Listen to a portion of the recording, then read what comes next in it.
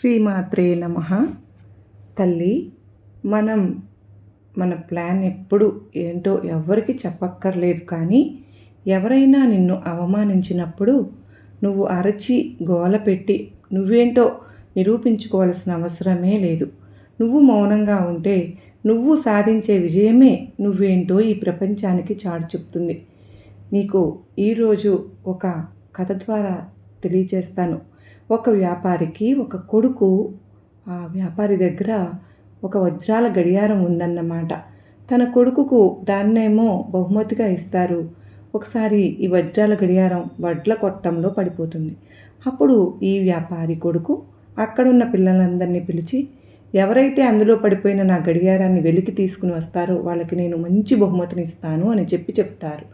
అందరూ పిల్లలు పులోమంటూ పడి వెతకడం ప్రారంభిస్తారు. అస్సలు దొరకదు. అందరూ బయటకు వచ్చేస్తారు. అప్పుడు ఒక చిన్న పిల్లవాడు అంటాడు, నేను ఒక్కడిని లోపలికి వెళ్ళినప్పుడు ఎవరికిని లోపలికి పంపించవద్దు, నాకు అవకాశం ఇస్తారా అని చెప్పి అడుగుతాడు.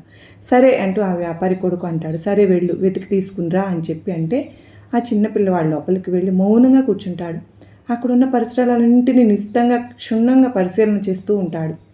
బయట ఉన్న వ్యాపారి కొడుకు అనుకుంటారు, లోపలికి వెళ్ళి వెతికి రమ్మంటే అలా కూర్చున్నాడు ఏంటి అని చెప్పి. కొంచెం సేపు అయిన తర్వాత ఆ గడియారాన్ని పట్టుకుని బయటకు వస్తాడు. ఇదిగోండి మీ గడియారం అని చెప్పి చేతిలో పెడతాడు. అప్పుడు ఆ వ్యాపారి కొడుకు అంటాడు, ఇంతమంది లోపలికి వెళ్ళి వెతికారు కదా, కనిపించలేదు, నీకు ఎలా కనిపించింది అని చెప్పి అడిగితే అప్పుడు ఆ చిన్న పిల్లవాడు చెప్తాడు, వాళ్ళు అరుచుకుంటూ గోల చేసుకుంటూ లోపలికి వెళ్ళి అంతా వెతికేసి వచ్చారు, కానీ నేను మౌనంగా ఉన్నాను. ఆ మౌనంగా ఉన్నప్పుడు ఆ గడియారం చేసిన tick tick tick tick tick మన శబ్దం ఎక్కడి నుంచి వస్తుందో అనేది నేను పరిశీలన చేశాను. అది గమనించి అక్కడ ఆ గడియారం ఉంటుంది అని చెప్పి దాన్ని పట్టుకుని తీసుకుని వచ్చాను అని చెప్పి అంటే అప్పుడు ఆ వ్యాపారి కొడుకు చిన్నపిల్లవాడికి ఘనంగా సత్కరిస్తారు. మన జీవితం కూడా అంతే. మన జీవితం కూడా ఈ ధాన్యపు గొట్టం లాంటిదే. చుట్టూ ఆందోళనలు, సమస్యలు మనల్ని ఊపిరాడనివ్వకుండా చేసేస్తూ ఉంటాయి. అటువంటి సమయంలోనే మనం మౌనంగా ఉంటే మనకు ఆలోచన అనేది తడుతుంది. మనం ఎంత పరిశుద్ధంగా ఆలోచిస్తే ప్రశాంతంగా మనకు వచ్చిన సమస్యకు అంత సులభమైన మార్గం లభిస్తుంది బిడ్డ. నీకు అస్తమానం ఇది ఎవరైనా సరే ఏమైనా అనుకుంటారేమో టక్కమని సమాధానం చెప్పేస్తూ ఉంటారు.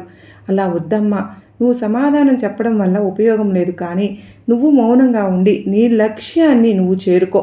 నువ్వు సాధించాల్సినవి ఎన్నో ఉన్నాయి. వాటన్నింటిని పక్కన పెట్టేసి ఎవరో ఏదో అన్నారని నువ్వెందుకమ్మా అరుస్తావు? నువ్వు అరవక్కర్లా, నువ్వు కనిపించను అక్కర్లా, నువ్వు చేసే పని నీకు కనిపెడితే చాలు అంటూ అమ్మవారు ఈరోజు అద్భుతంగా చెప్పారు కదండి.